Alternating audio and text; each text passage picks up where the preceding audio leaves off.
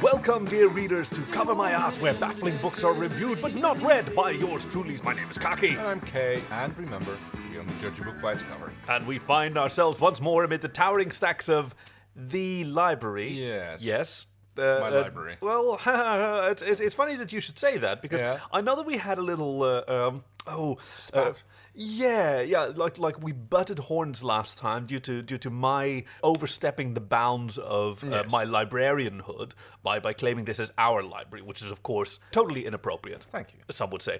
I, after all, started out as merely a guest, and I worked my way up over the course of the last 75 weeks, I think, by now. Been a while, Junior librarian and now full librarian. Yeah. But now the week beforehand, we were talking, as we do, our conversations wander pell-mell where they may, to the concept of astroturfing, and you asked what my platform was. Yes. I have prepared a platform. Oh, good. Yes. Now, for this platform to have any value, it's going to need like some kind of structure to belong to. So, Yes. like, is there something that I can campaign for? Oh, let me see. I was going to say librarian rights, but you do fairly well when it comes to Thank those. you. Yeah. So, rights for raccoons, no more house elves. No, wait, that's... Those are still policy points for the platform. But what is Okay. the role that I'm campaigning for? Oh, I see what you mean. Yeah, right. Because now I'm a librarian. campaign leader? Okay. Campaign leader, but the campaign leader usually executes the campaign that is already done. Yeah, but someone has to be elected to campaign leader, or at least chosen to be so me you should campaign for that. Okay, it feels like you're sort of drawing a maze that leads back to myself, which is probably a clever strategy, which is probably why you're the senior librarian. But you know what? I've worked my way up from lower positions, so Union leader. Union leader. Oh, okay. Now, we can do something with that, because we do have, we thought they were little gnomes, but it turns out it was just a bunch of raccoons doing all the cleaning. Well, I'm pretty sure that the raccoons are already unionized, but maybe I was sort of more thinking librarian union leader. Oh, wow. So I'd like to introduce you to some of my campaign sort of platform spear points. Ah, yeah. Last week we had sort of an open day. Mm-hmm. You know, some visitors came by, and I think that was just unacceptable. These people, none of them had like membership cards. They just sort of dropped in and sort of looked at what we were doing. Well, that's kind of the idea behind an open day. Yes, like you try to draw in people that don't usually come, and you try to get them involved, and maybe. Yeah, and it exposed to me some of the real virtues and vices of this library. And I think like one of the virtues is that there are basically no guests. Yes. Right? I mean, we can agree on that, right? That's great. totally the best thing. Because that keeps the books safe, which is kind of what we're here for. So that the books can be enjoyed by themselves or by us. I mean, by basically. Us. So I think that we've been too lenient on any particular readers that may have wandered into the library. Okay. So, for example, the Dewey Imperial system by which the books are organized, that is way too obvious, and it kind of makes books like sitting ducks for eager readers. So I've got a system of like encryption that I think we should have on top of the. I was going to go reverse Dewey, or is that a sex thing? Doing a reverse Dewey? I mean, it sounds like a fun sex thing. We've just invented one. Okay. Encrypt the indexing system so that we can find the books, but not necessarily an uninitiated regular reader. I would say just lock the index card cabinets, but since yes, okay, that's your campaign platform. Thank you very much. We'll see how the union votes locking it. Gosh, what an amateur hour, isn't it? Okay. Draconian late fees. Yes. Right. That one's such a shoe-in. Yeah, you have to if you're late by more than a week, you have to replace the book. And speaking of replacing books, I think that hard labor should be a requirement for library membership. Oh, membership or as punishment? Sorry, I don't understand the question. So what kind of hard labor do we need doing here? Well, I've been wearing my little forklift pretty ragged, stacking shelves on top of each other, and I think that's something that folks can do on their own. Stacking shelves. Yeah, stacking entire bookcases on top of other bookcases in order to create more floor space. Stacking. Stacking. Oh, I like that one. Okay. Can I steal that from my campaign? Sure, go for it. Awesome. I think I'm a shoo-in for campaign stacking leader. Stacks. Yes, I think so too. Yeah, the odds are stacked I think in my favor. Be a clean sweep. Ooh, unlike clean the sweep. floor here. So you might. Hey, no hard feelings if it's a landslide in my favor, right? We're still friends, right? Well, yes, of course. And you'll be as welcome in my library as I have been in yours, if that's how it turns out. Okay. Good sport. So launching from this excellent energy of camaraderie, this week's book is also about a bit of a strained relationship, isn't it? You could say that again. This week's book is by Eric Flint and Dave Freer. It's called Slow Train to Arcturus. Oh, yeah, it is two of them, isn't it? It is two of them, and it's by a New York Times best-selling author, so not this book. Yeah, and I bet that it was also a New York Times bestseller. I mean, it's author singular. So it's not one of the two, yes. Yeah, Eric Flint and Dave Freer. Oh, gosh. I wonder if they, like us, have an extremely stable relationship and they're not at all vindictive about each other. Oh, I've no idea. They didn't have a fight over, well, I'm a New York Times best-selling author, so maybe I should be mentioned. Well, I doubt they have much to say about that. That's all Bain Books who decides what goes on the cover. And bless Bain. They do. Oh, speaking of the cover, for the readers at home, if you look down at your podcasting device, you should be seeing the cover of today's book. And if not, you can check the show notes or the website, covermyasscast.com, for an image and a link. This is episode 75, Slow Train to Arcturus. We're also on Twitter at covermyasscast. Still that pause. Yeah. Still, every time I just reflect on whether I did it right. One day, one glorious day, where we'll see a Slow Train to Arcturus by Eric Flint and Dave Freer, because there's a fair bit going on this cover. Yes, we've got some people floating in space. In spacesuits. Yes, we see I think it's a woman in a purple spacesuit. Yeah, but it's a bit of a, like, it looks like alien technology on this spaceship. Like, purple is not a conventional color, and it's got the sort of point at the top where the light comes out. No, and also the fact that the hands have 4 fingers was kind of a clue. Oh, I hadn't even noticed that. Right? You are totally right. I had not noticed that. Yeah, and they're all floating in front of what looks to be sort of a planet, but I'm zooming in on it now. Yeah. And do you see how it's got all these nubbly bits around the edge? I think it's just part of the space train. Oh, I mean, that makes sense. The book's called Slow Train to Arcturus. It's a bit like Murder on the Orient Express in certain ways. Yes! And the spaceship is built as a train, like with the compartments. I think it's got something to do with the technology that they use to travel between the stars. Yes, because the train is propelled by a self-conscious. I thought that was an interesting term, that it wasn't just a conscious or an intelligent, it was a fully self-conscious drive system called Thomas the Transdimensional Engine. Yes, who was very self-conscious about the size of his caboose. Yes, and the fact that he's quite slow for interstellar distances. Like, but he pulls as hard as he can. And the little transdimensional engine who could. Everyone's we're all big fans of his little pistons. Oof. So yeah, this is it takes place on one of the quieter shipping lanes toward an intergalactic hub. Arcturus is, of course, a party world. Yes, of some repute. Space Vegas, you would. And this is one of the slower ways to get there, which is preferred by a certain set of travelers. They like the scenery. Well, it is during the point in the story when Thomas the transdimensional engine is broken down, and they're in the middle of the heist. Because this story is actually about a pair of lovers, a married couple. Yeah, I wouldn't call them lovers anymore. It's like they've kind of fallen out of. That's the thing. Fallen out of amour.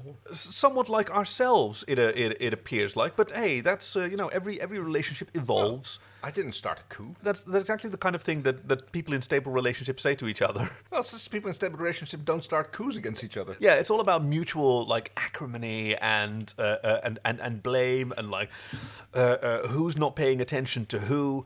Yes, the couple. Emma Rind and John HCCF, which stands for High Carbon Content Ferrite. Yeah, I thought that was such a funny name. Those funky aliens have. I guess he's the alien. What can you say about alien names? Yeah, I mean, Emma, she doesn't have much to say either. I mean, she's named for the outside of a piece of fruit. So it's very appealing.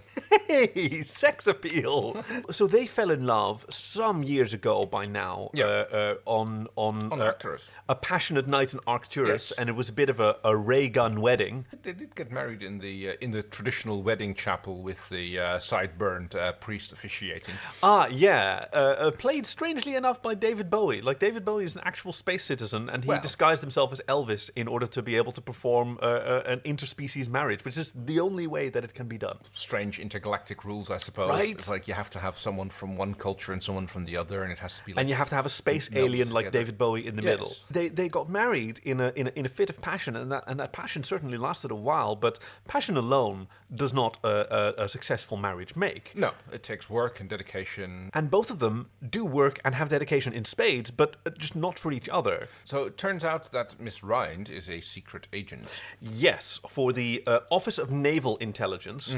Now, there's an important bit of spelling there, that it's not naval as in the Navy, but it's naval as in the Naval Intelligence, the yes. belly button. They're just specialized in lint, I believe. Yeah, and a lot of navel gazing. Yes.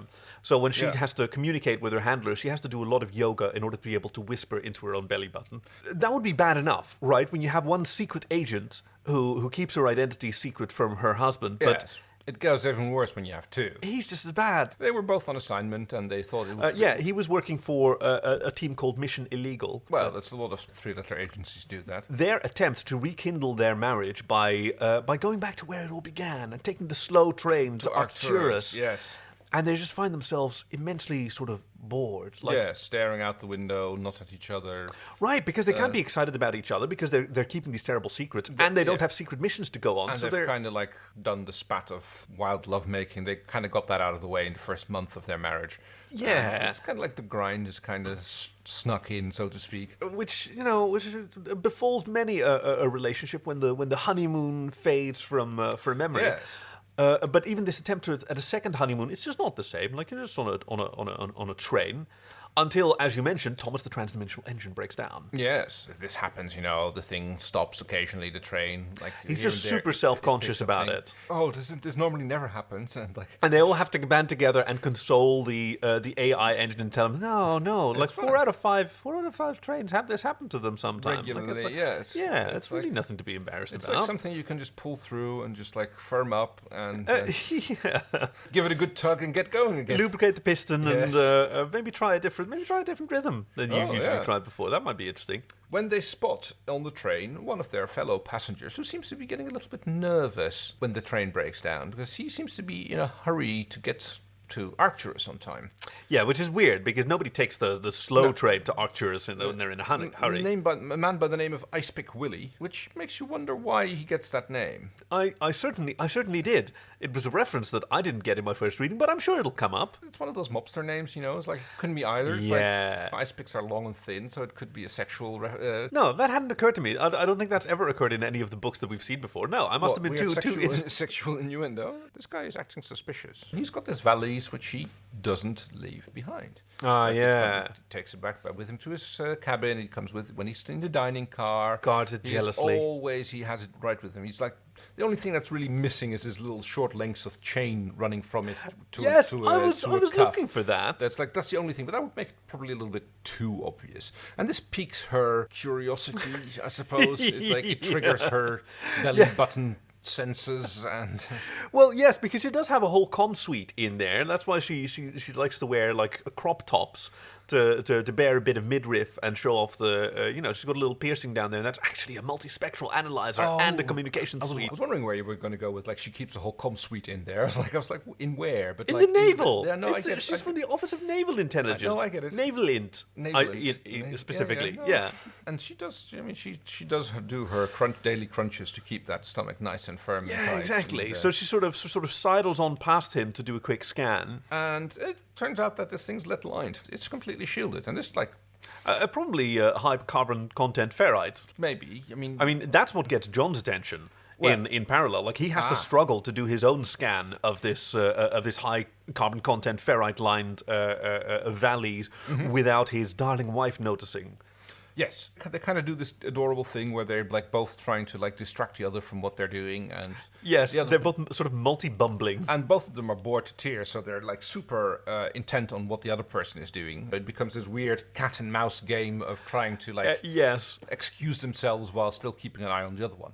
During which Ice Pick Willie vanishes from both of their fields of vision. And this is also the time when the train is shook up by the arrival of a band of intergalactic outlaws led by Billy the Kid, who's a goat man, I mean, Yes. and in charge of his team, yeah, right, wearing gloves, and in charge of his posse, known as the deregulators, which include Jamie Jesses and Jock Holiday. Now he was kind of a studly one. Yes, wow. Yeah, I liked him, and he does a proper, like, it seems like an old-fashioned train heist. Yep. They move in and they start like at the cabin. Give us your gravitic pearls and your quantum watches. By getting Thomas demotivated even more. They like taunt him with the state of his heavy caboose, and they completely basically undermine the self-confidence that has just been built up, and managed to put him dead in the water like that. The engine absolutely freezes, and the slow train's going nowhere. Yeah, it's completely starstruck.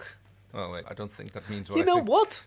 I mean, it doesn't, but it kind of works. It's like the space doldrums. Starstruck rather than starstruck. Oh, nice. Yes. So this is where we meet some of the other people on the train. Now, I thought it was quite cool how well the writers, plural, I should say, one of whom was a New York Times best-selling author. Yeah, I guess we don't know which one. Totally did, now introduces us to so many of the other people on this train, such as the Baroness. Yes. You know, she does indeed clutch her gravitic pearls, and she selects a very specific one to palm and keep that with her when she hands the rest over. I was wondering what that was going to be. Was that going to be the poison pearl, or the bomb pearl, or the transmitter pearl? Well, we have a pipe-smoking woman from space Belgium, Zena Poirot. Oh, yes. Named for one of the Greek heroes of old. And one of the great investigators. Like, we see her observing all the clues and like piecing together what is actually happening here. Minute details. Keeping it to herself also while she's enjoying the company of L'Homme Nikita. I thought that this was quite appropriate because, yes. La Femme Nikita, the famous Luc Besson film. Yeah. Nikita is a man's name in Russian. Nikita Khrushchev, I believe, is one For instance, yeah. One of the more famous ones. All of whom are sharing a cabin. Well, they're known as cells. All of them are sharing a sleeper cell on this train. Well, I mean, every cell is a sleeper cell on the slow train to Arcturus. And so this is where we're introduced to a whole variety of other intelligence organizations. Like, not only does the Office of Naval Intelligence and Mission Illegal have agents accidentally on this slow train, but the Baroness obviously is from CLU-NGE. Zena Poirot is working for MI69. It's a bit of a clusterfuck of spy organizations. It is, and it doesn't get much easier. Everybody starts doing their thing, especially Zena starts talking to everybody and trying to figure out what they are up to and what they're doing. And twirling her Brazilian waxed tash, did you call it that? Yeah. Trying to figure out who is behind it all. Blatantly missing the fact that we've got Billy the Kid and his gang, like, running around. Yes, like, all of them assume that the straight-up robbery, the invasion of the train, has to be some sort of red herring. Yes, this can't be the real thing. This is just being staged in order to throw us off the scent. They are properly off the scent because all of them are blaming each other, and all of them are inferring guilt and like trying to establish, like Zena's pointing fingers at the Baroness, and she's her suspicion falls on Emma Rind. Everyone is just blaming each other, and not like the fucking obvious. The train has been robbed by a deregulator, which is probably the posse that Ice Pick Willie belongs to. Which you would think, if it hadn't been for the fact that shortly after this all happens, Ice Pick Willie turns up dead. Yes, with his valise missing. And who could it be? I mean, my money was on Billy the Kid throughout. This is the classic heist, you know. It's like in a sleeper cell, locked from the inside. You're suddenly this prime suspect for having created that body to become not a living person anymore.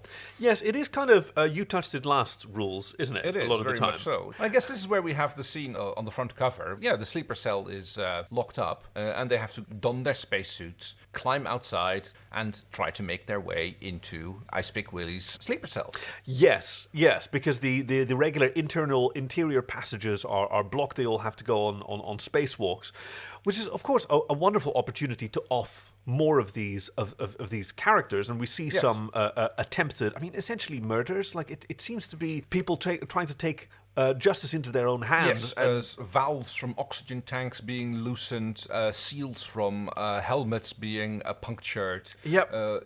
It turns into a bit of a massacre. And like pretty much everyone who had a murder theory, turns out that the person they suspected of murder did actually commit one, or was going to commit one, except it was someone else. Yes, and it was usually justified through the same kind of paranoia. Like it was almost like the infinite monkey theorem. If infinite monkeys type on infinite keyboards, eventually one of them will type. Like if you make enough accusations, eventually one of them will be true.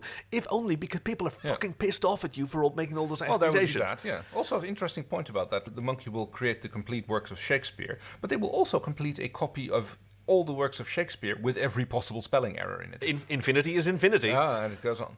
So, which is the slogan for Arcturus? Infinity is infinity. Yeah. Yes. I thought there was the house always wins. No, yeah. What happens is Arcturus stays at Arcturus. Well, that's very sure. Which is part of the sort of weird gravity system that's going on there. Like causality is just not quite the same on Arcturus, is it? Makes you wonder how they get the train away from it again. Maybe that's why Thomas was so self-conscious. Self-conscious about it. Yes. Right. Although amazingly, he arrives in spectacular time. He manages to pull out, pull in, and pull up to the Arctural arrival station, where they are being awaited by the captain of the security forces, Lieutenant. That's right, Lieutenant. Yes. No, he wasn't a lieutenant, was he? He was a captain. He was Captain Lieutenant. Of the Arcturus security force. Which are known as Detective Inspector. So he is Captain Lieutenant of the Detective Inspector. Yes, E-I-E-I-O. Who sees this clusterfuck of intelligence and sees all these people being incredibly suspicious. None of them are telling the truth. All of them are telling conflicting stories. Yes. None of which line up with the actual facts that are known, because everyone's trying to conceal whatever action they did in fact take. Yes. Turns out that Lhom Nikita is actually been working together with I Speak Willie, and they were setting up an underground auction. Yeah, obviously, like Space Arcturus is the place to get away with something like where that. Where everybody can. I mean, lots of people have reason to go there. It's never suspicious when some high roller shows up in Arcturus. No, exactly. Especially considering all the fantastic like space hotels. Yes, that they have. Like the I mean, they're really iconic out in Arcturus. There's the Fellagio, yes, and then there's one named after a very famous, like almost magical sword, Joyeuse. That's Charlemagne's sword, the legendary sword that Charlemagne. Yeah, I didn't know he had a legendary sword. Considering the distribution of Charlemagne's genetic code throughout Europe. I mean, he's no Genghis Khan, but good Lord, what a slut that Genghis Khan. There is one styled after the elegance of ancient Phoenicia, named the Phoenician. Yes. And speaking of styling after ancients, there's one where I really like everyone wearing costumes, and it's very military and it's very classical and throwback in Kaiser's Palace. If that's where you want to go. The ones with all the pointy hats. That's right. Yes. Yeah, you've got the big pyramid of Giza. Yeah.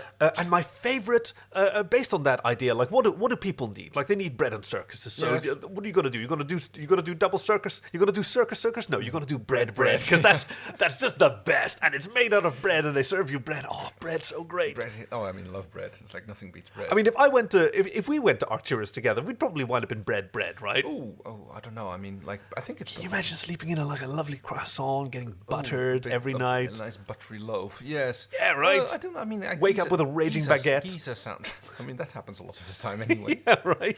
These are the locations that our mismatched guests seek to escape to. They move out and spread out over the various fabulous hotels in Arcturus, whereas Emma Rind and John High Carbon Ferrite, that's who this book was about, wasn't it? Have to try and piece it together. Yeah. They start to work with the local staff, working Captain for Lieutenant of the Detective Inspector, who has his agents Frank Magnum, whose partner is Cherry Soda. Yeah, although that was a fun little pairing. It was, and then the other couple, who was like the technical guy, who's like in charge of doing all the high tech security. Oh, like the quartermaster, the guy who flies the drones and monitors all the communications. Donny Donut, and of course the team's profiler, who the psychic almost Angel Delight. Now, in a story so stuffed with fantastic super spies, it was a real relief to see like a reputable incredible police force working within the law. And they're the locals, and they know that money is being moved through various accounts and put into what they assume is an escrow account, run by a man by the name of Rob Banks. Yes. Now, Underworld, but like he also owns several of these hotels. Oh, yes. Like that's how mobsters move their money, right? It's a fantastic way of free real estate.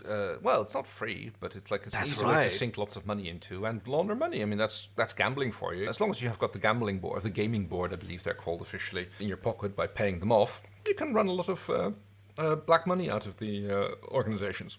So that now all of the guests of the slow train to Arcturus have been isolated in different hotels, each of them trying in vain to communicate with their own secret spy organization.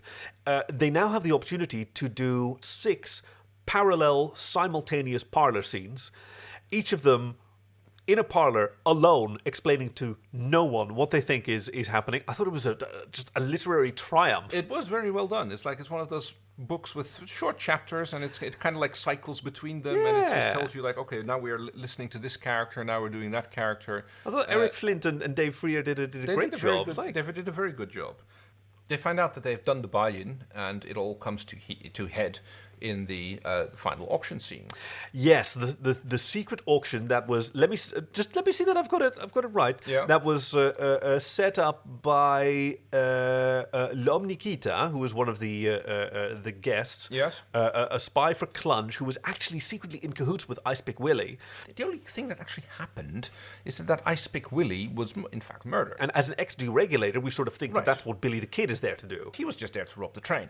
Yeah. It was a setup by L'Homme Nikita in order to draw in various criminal elements. Yeah. Billy the Kid did the robbing, got away with the pearls. They managed to get out of the train before it got to Arcturus and before they could get arrested by Lieutenant. But the only thing that they managed to attract was secret agencies. Yes. There was not a genuine criminal among the lot. No, because James Jesse was also working for Clunge, and Jock Holiday was he was also in the Office of Naval Intelligence, which he tried to hint, because he's also wearing that crop top.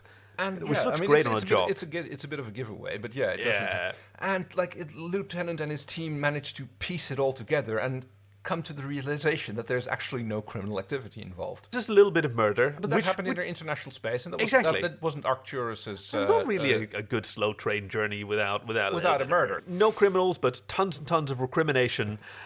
Somebody's sonic shoe goes off. Everybody else draws their concealed weapons. There's a fucking massacre. A fucking massacre. After which only Emma Rind and John HCCF are still left standing. The auction has been. There wasn't anything to auction. All these agencies had to put up it's loads an endless of money. series of red herrings. I thought it was really well done. And together they step over the bodies of all of these spies and criminals, and I would call it a comedy of errors if the body count wasn't so high. Where finally they take Icepick Willie's valise and open it up. Their faces lit by an unearthly glow. And it's a good thing they opened it up, because the only thing that was in the valise was Icepick Willie's pet, a cute little telepathic space cat weasel by the name of Lucifer. Yes. Was just sitting there going and he looks up at Emma Rind and John HCCF, sort of duking around this adorable little creature, and he goes, jumps up. "You sure took your time." And they all take their moustaches off and they walk into the horizon, because now finally the team of Welsh space war criminals is reunited, and they drop the act of marriage, and they move on to whatever it is they're going to do. This book was bananas. It was all over the place, but I loved it. I do too. I was starting to wonder who was going to be the actual criminals, but no, it turns out that there actually wasn't any. It's one of those super twisty books. I think it was really well done. Our two authors pulled it off brilliantly. Yeah, Eric Flint and Dave Freer, the usual suspects. Yes. So how are we going to rate this book? Let's see. Arcturus. Isn't that the Dog Star? That's Sirius. Oh, Sirius, right. Why do I know that? That seems like a useless bit of trivia. It feels like the sort of thing that I should know instead of a whole bunch of birthdays that I should know. But no, instead I know that the Dog Star is Sirius. Okay, let's review it out of 300,000. Okay. because that's roughly light speed. All right. How are we going to like drive? It's all down to you, baby. I'm going to give it 275,385. That's generous. It is. Wow. I hope that our review went wink, wink. I'm winking on a podcast. What if you nudge, nudge? Does that even work? That works even less on a podcast. But I hope that the reviews for this episode of Cover My Ass come out as high. Because if you look down at your podcasting device, you should be seeing some opportunity to maybe leave a star. Hey, making a nice, cool main sequence one. Oh, yes. We'd also love to hear from you. We're covermyasscast@gmail.com. We're covermyasscast on Twitter. We absolutely love to hear from our readers at home. And we're looking forward to delivering to you many, many more episodes of Cover My Ass. And speaking of the next episodes, what do we have in store for our readers next week? Next week's book is by Phil Drabble, A Weasel in My Meat Safe. That covers it. Thank you for joining us at Cover My Ass, where baffling books are reviewed but not read by yours truly. My name is Kaki. And I'm Kay, and remember, we only judge a book by its cover. The weasel in my meat safe. This book went all over the place, didn't it? Go a little bit. It felt like we had like maybe way too many characters. I think so. And maybe too much plot. But you know what? I really enjoyed it. It worked. I would like to go to space Vegas. I'd like to go to Vegas, period, again. Can you imagine what the lobby of the Fellagio is like? Slippery. Especially when wet. The law. And they're the locals, and they know that money is being moved through various accounts and put into what they assume is an escrow account, run by a man by the name of Rob Banks. Yes. Now, Underworld, but like he also owns several of these hotels. Oh, yes. Like that's how mobsters move their money, right? It's a fantastic way of free real estate. Well, it's not free, but it's like an easy way to sink lots of money into and launder money. I mean, that's gambling for you. As long as you have got the gambling board, the gaming board, I believe they're called officially, in your pocket by paying them off, you can run a lot of black money out of the organizations. So that now all of the guests of the slow train to Arcturus have been isolated in different hotels, each of them trying in vain to communicate with their own secret spy organization. They now have the opportunity to do 6 parallel, simultaneous parlor scenes, each of them in a parlor, alone, explaining to no one what they think is happening. I thought it was just a literary triumph. It was very well done. It's one of those books with short chapters, and it kind of like cycles between them, and it just tells you like, okay, now we are listening to this character, now we're doing that character. I thought Eric Flint and Dave Freer did a great job. They did a very good job. They find out that they've done the buy-in, and it all comes to head in the final auction scene. Yes, the secret auction that was. Let me see that I've got it right. Yeah. That was set up by Nikita, who was one of the guests. Yes. A spy for Clunge, who was actually secretly in cahoots with Icepick Willie. The only thing that actually happened is that Icepick Willie was in fact murdered. And as an ex-deregulator, we sort of think that that's what Billy the Kid is there to do. He was just there to rob the train. Yeah. It was a setup by Lom Nikita in order to draw in various criminal elements. Yeah. Billy the Kid did the robbing, got away with the pearls. They managed to get out of the train before it got to Arcturus and before they could get arrested by Lieutenant. But the only thing that they managed to attract was secret agencies. Yes. There was not a genuine criminal among the lot. No, because James Jesse was also working for Clunge, and Jock Holiday was he was also in the Office of Naval Intelligence, which he tried to hint because he's also wearing that crop top. And which looks great on a job. It's a bit of a giveaway, but yeah, it doesn't. And Lieutenant and his team managed to piece it all together and come to the realization that there's actually no criminal activity involved. Just a little bit of murder. But that happened in their international space, and that wasn't Arcturus's... It's not really a good slow train journey without a murder. No criminals, but tons and tons of recrimination. Somebody's sonic shoe goes off. Everybody else draws their concealed weapons. There's a fucking massacre. A fucking massacre. After which only Emma Rind and John HCCF are still left standing. The auction has been. There wasn't anything to auction. All these agencies had to put up loads of money. Series of red herrings. I thought it was really well done. And together they step over the bodies of all of these spies and criminals, and I would call it a comedy of errors if the body count wasn't so high. Where finally they take Icepick Willie's valise and open it up. Their faces lit by an unearthly glow. And it's a good thing they opened it up, because the only thing that was in the valise was Icepick Willie's pet, a cute little telepathic space cat weasel by the name of Lucifer. Yes. Who's just sitting there going like... And he looks up at Emma, Rind and John HCCF, sort of duking around this adorable little creature, and he goes, jumps up. "You sure took your time." And they all take their moustaches off, and they walk into the horizon, because now finally the team of Welsh space war criminals is reunited, and they drop the act of marriage, and they move on to whatever it is they're going to do. This book was bananas. It was all over the place, but I loved it. I do too. I was starting to wonder, like, who was going to be the actual criminals, but no, it turns out that there actually wasn't any. It's one of those super twisty books. I think it was really well done. Our two authors pulled it off brilliantly. Yeah, Eric Flint and Dave Freer, the usual suspects. Yes. So how are we going to rate this book? Oh, let's see. Arcturus. Isn't that the dog star? That's Sirius. Oh, Sirius, right. Why do I know that? That seems like a useless bit of trivia. It feels like the sort of thing that I should know instead of like a whole bunch of birthdays that I should know. But no, instead I know that the dog star is Sirius. Let's review it out of 300,000. Okay.